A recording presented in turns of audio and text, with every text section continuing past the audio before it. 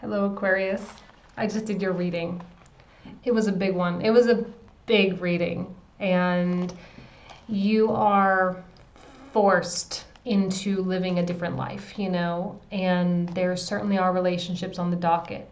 Okay, we've got Venus in your 7th house moving direct. We have Mars retrograde in your sign in the 1st house.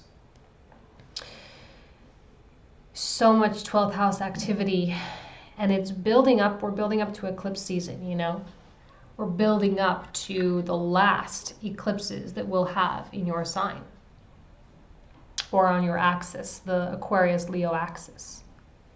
So things are going to be intriguing, interesting, heated. It's so critical for you to be diplomatic, which you'll hear me say like 20 times in the reading. Jupiter is agitating a lot of us, more so I think than Mars. Mars is kind of doing its more lackadaisical thing, and Jupiter is like, oh my God, I want to go direct. I want to go direct. I need to get back home, right? It's like in Scorpio, and it's trying to get back to Sagittarius, and it's really like kind of that undercurrent vibration there. And it is opposing, Uranus. Okay? No, it's not opposing. I mean, technically, mathematically, it's not opposing, but they're in opposing axis, right? The Scorpio-Taurus axis. So that intensity there with Scorpio and Taurus is building. And we have a tendency to have sharp tongues.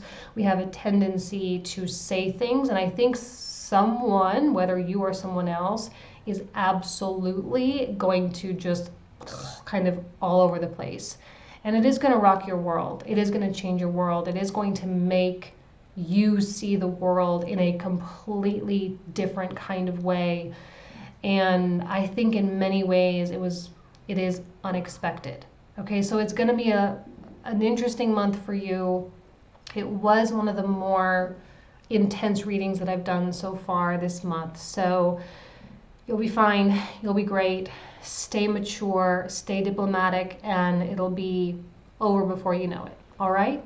Thanks so much, guys. Bye-bye. Aquarius. It's just one of those months, yeah? I am falling in love with the Aquarian energy lately. I think I'm coming to a point of recognition of the Aquarius in me. I don't have a lot. I have Aquarius in my 5th with Jupiter. That's it. But the more and more I realize, like, wow, I have so much of that tendency, which is giving me an understanding of how much importance Jupiter has.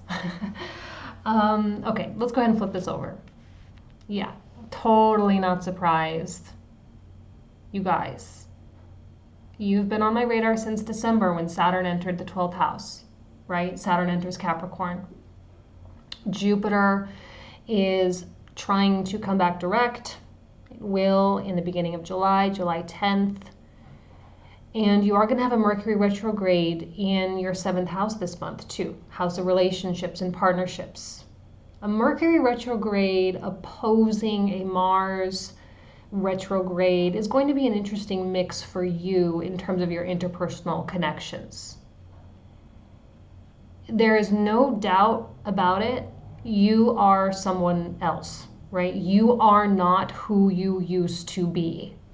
And I think that's true across the board, but it is especially true for you and Capricorn, okay? Especially true. And as much as you would love to continue living life the way you always have, or the way that has become somewhat comfortable, what's the word? You're kicking a dead horse. Is that what it is? Kicking a dead horse. First of all, that horse ain't gonna wake up. And you might as well embrace. For those mature Aquarians out there, I know you're doing that already. And I know that you are so excited about all the possibilities, because a 10 of Swords brings about so many possibilities. you know? It's like everything that needs to be done is done, and now there's all this room, there's all this space for the new stuff.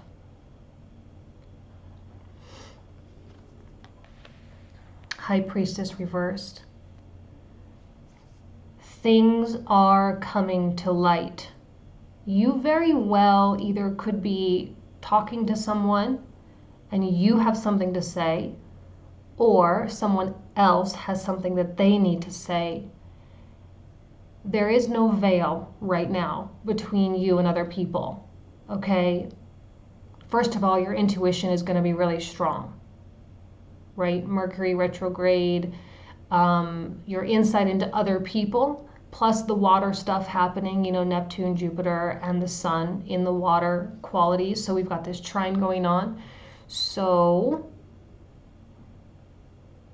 your insight into others is going to be like probably something you haven't experienced in a long time, unless you're just kind of a naturally watery person. You know, you could be Aquarius, but you could have a lot of water in your chart. In that case, you're totally in your vibe, and it's going to be great. But secrets cannot be contained.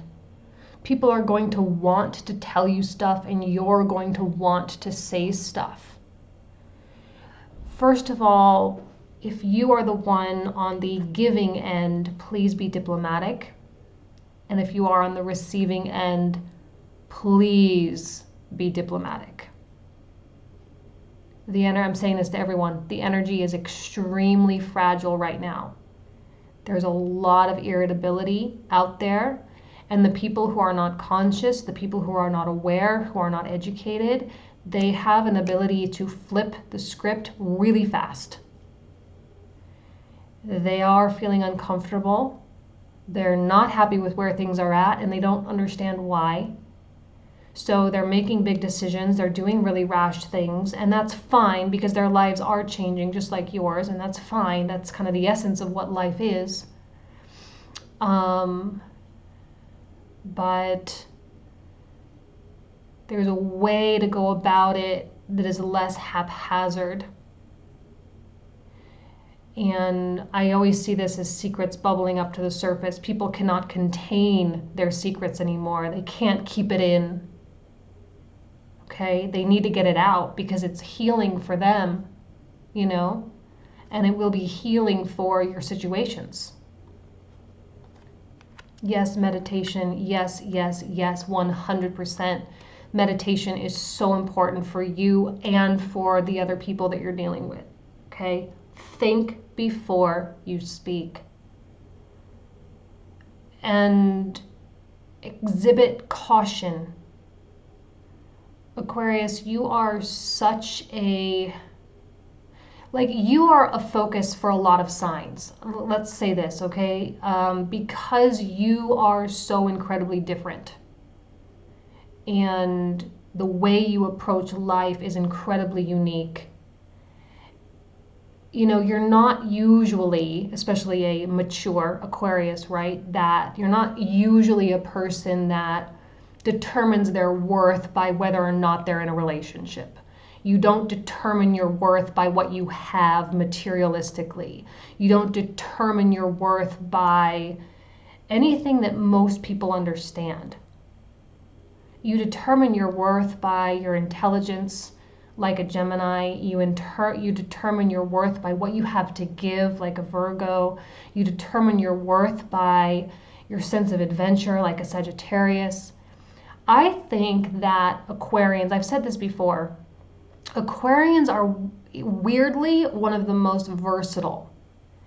And if they have a presence in their natal chart, like, yes, let's say you have an Aquarius sun, but you have tons of planets in Cancer. Well, you will exhibit a lot of the Cancerian qualities in a very Aquarian way. And in a way, you will be so, you'll be like so Cancerian, but with an Aquarian twinge. Like, it's weirdly flexible and versatile, which makes you difficult to put into a box. You know, like every sign has their stereotypical stuff, but Aquarius is one that I have a really hard time with the stereotypes with because it's just so like all over the board. right? So you confuse people by just you just are like, can we just say it? You do confuse people. They don't know how to read you. They can't tap into you really. And that's why you're so intriguing. That's why people love to be around you. You are like the life of the party. And it's more, and I've said this before too, like when an Aquarian shows up at someone's party, they're like, oh my God, this person's here. And they get so excited that you show up, you know, because you're interesting. People want to be a part of what you have going on. They want to know what your life is like, right? And so, you need to be diplomatic because people have a hard enough time sort of grasping you and trying to understand you. And I think it's very common for people to emotionally attach to Aquarians because especially if that other person has deep emotional attachment issues like mommy or daddy issues, they take it out on Aquarians really easily by grasping. You know, and I say the same thing with Scorpio too. Like you are two signs where people are always grasping to grab a hold of, and it's like impossible. Scorpio is so deep and you are so high level. And people try to get what they need from you because they feel like if they can get it from you, then they are validated. And that's a problematic thing I think that a lot of Aquarians encounter throughout their personal relationships a lot of times is people projecting all their stuff onto them, and Aquarians are like, well, that's your problem, it's not my problem, and that frustrates people, you know? Okay, karma is at play. We all know Sun opposing Saturn and Pluto in Capricorn. We know that.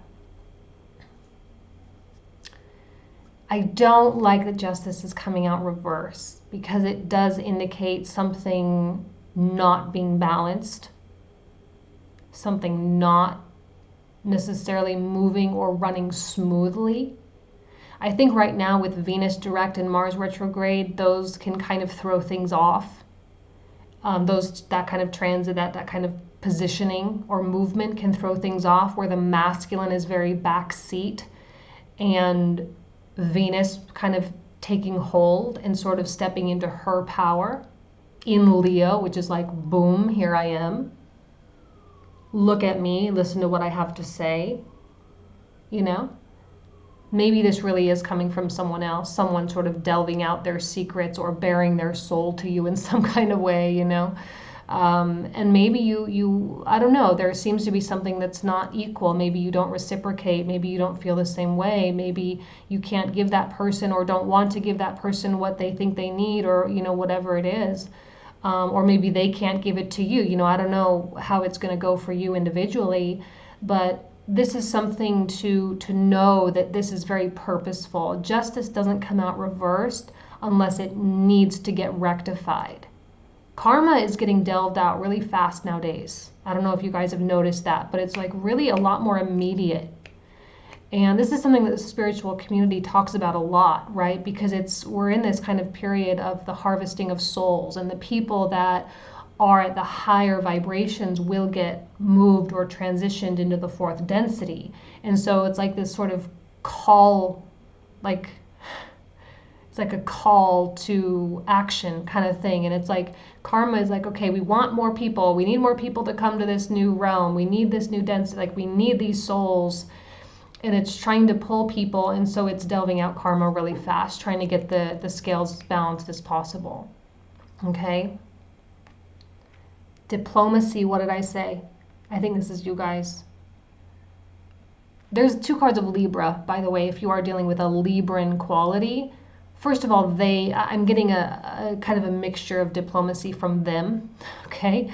But the Queen of Swords to me is more the personality rather than the major arcana, okay? So this is a positive indication that as much as they are in contact with their kind of what they need to say and sort of their subconscious stuff coming up so much that they can't contain it, at least there is a sign that they will say it with a regard for your feelings, and hopefully you will say it with a regard for theirs as well.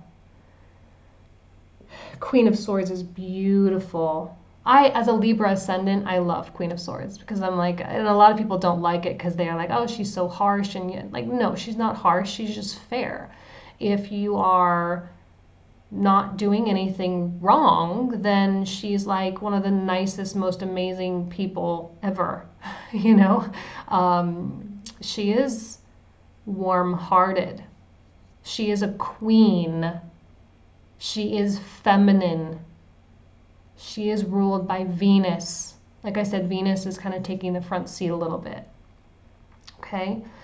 And Venus is justice driven, yes. But she does appreciate beauty and ease in her life as well. She doesn't want things to be hard. She doesn't want things to be a struggle. She wants things to be beautiful. She wants us to get along. She wants abundance, and she wants everyone to have abundance, you know? There's no ill will here with the Queen of Swords. So it's either you or someone else.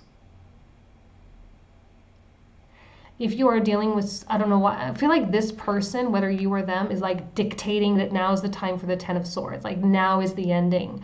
That's what this High Priestess really might be. It might sort of bring about a Ten of Swords. It's over. The way that it used to be can no longer be. It has to change. It has to be something else now. And it can be quite revealing. Someone is going to be kind of in the weakened position here. You or them, I don't know. We'll clarify that in the comprehensive. I'm not getting a vibe whether it's you or them. Okay. Well, Chip, it's changing. Okay. I couldn't have planned that any better if I tried. Same thing happened with Capricorn like 5 times. It's changed. Period. It cannot ever go backwards. It cannot ever be what it was.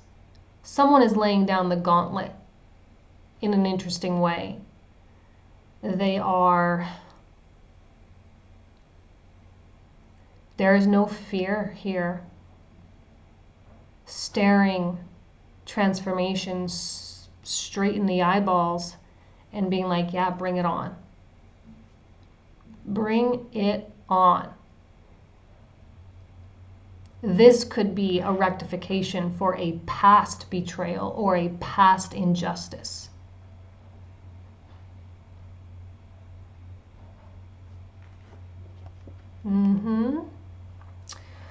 Oh, why am I not surprised? With an ending comes a new beginning, always.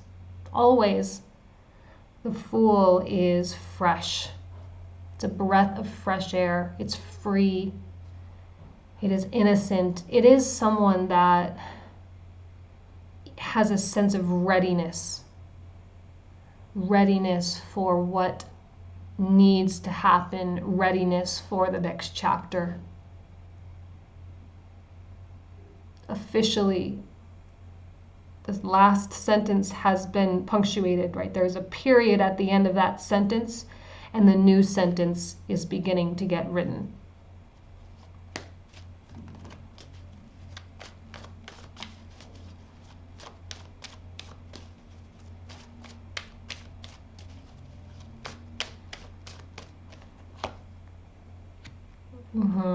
I think the Ten of Swords and the High Priestess is a healing mechanism. Someone has recognized their lack of healing from the past, and now they're like trying to say, okay, self, heal. You know, they're trying to force healing because for some reason, like the natural process hasn't really been grasped, you know, like the energies haven't really been promoting self-healing very well, especially for you guys. Seriously, all the 12th house stuff, it's no surprise. You're extremely raw and vulnerable with those placements. Mars retrograde in your sign, like, please forget it. And so the heart it's been trying, but it's having a really difficult time. So now it's like, okay, there's conscious healing efforts. Four of Swords, it's conscious healing. Four of Swords wins over the Three of Swords because this is reversed. And the wounding that occurred in the past from this betrayal, it's time to like put some super glue on that. You know, it's time to get the stitches. It's time to induce some kind of medical procedure in order to heal that wound. Like there needs to be conscious effort placed on healing. This could be from them. Why am I seeing this as someone else? I don't know. I really am. It could be you, but I'm feeling now like this is someone else, that this is the person that you're dealing, like maybe you hurt someone in the past, or again, if they hurt you, I don't know. It's going to go different ways for all of you, but right, like after I pull this out, I'm like, really might be someone else. I don't know.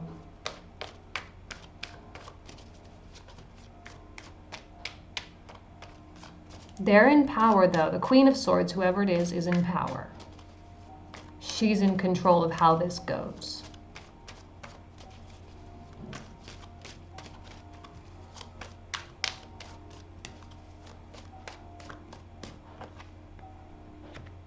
Two of Wands, amazing. Possibility. I love this for an Aquarius. I do, because you are such a high level sign. You know, you do have an ability to see things from the 30,000 foot perspective. I always say 10,000 feet. Like for Sagittarius, 10,000 feet. For Aquarius, it's 30,000 feet. I mean, it's so high level. And the doors and the realms of possibility truly are endless. I love a transformative quality with the Two of Wands, because I get a blank slate.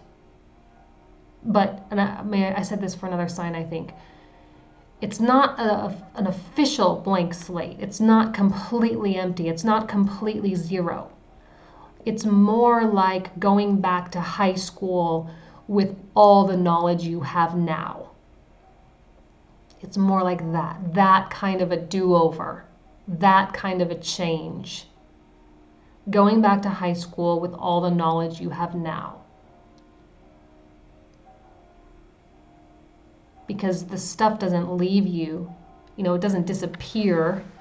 It's a part of you. It's been written in your history. It's written in the history of the universe now. It doesn't disappear. It is.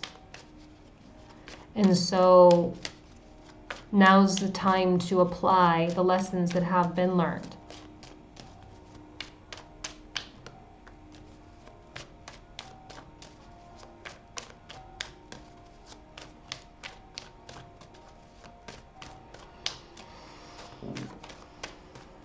Sorry, my stomach's grumbling. And I have a whole bunch of church bells ringing outside. Five of Swords. All the swords, 3, 10, 5, 4, Queen. I mean, clearly you are in some sort of a mental place, which is why meditation is great, because that does require mental mastery. It does require mental peace. Wow. 5 of Cups reversed, letting bygones be bygones. Letting things go. Breaking toxic patterns, breaking bad habits, really changing behavior. Really changing the way the mind functions.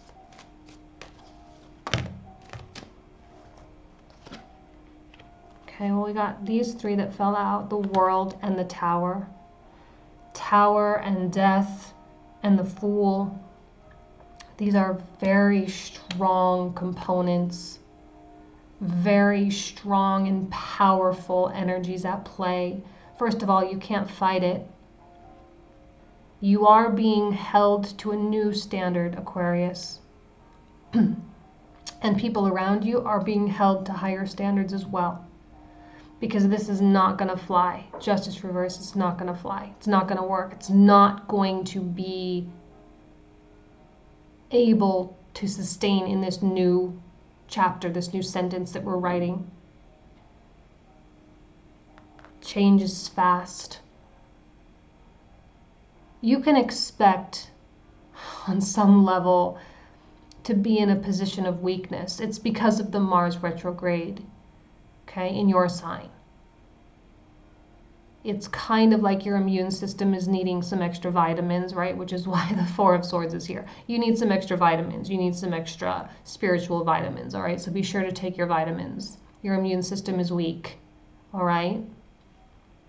Venus is in power now. Someone else is in a greater position. That's why I feel like this is, because Venus in the 7th house, it's you plus another person. This is a card of Libra. It is a card of Venus. Okay, so I'm like, well, maybe this really is someone else. And they seem to be a little bit more in control here. They seem to be the one that has something to say. And for some of you, it's going to be an extremely humbling experience. For some of you, you are going to learn more about yourself with this one, I don't know, one conversation or this series of conversations than you have in years past. Years. And that is going to prepare you for the upcoming years, right? I did a weekly bump where I talk about 2019. That is huge for you because of this stuff happening in your 12th house. Huge. And then you guys need to prepare for Pluto coming into your sign in 2023. This is all preparation for what's coming. Okay?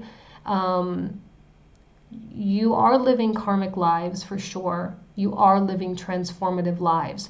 Your soul needed to come into this world at this time specifically to transform in these ways.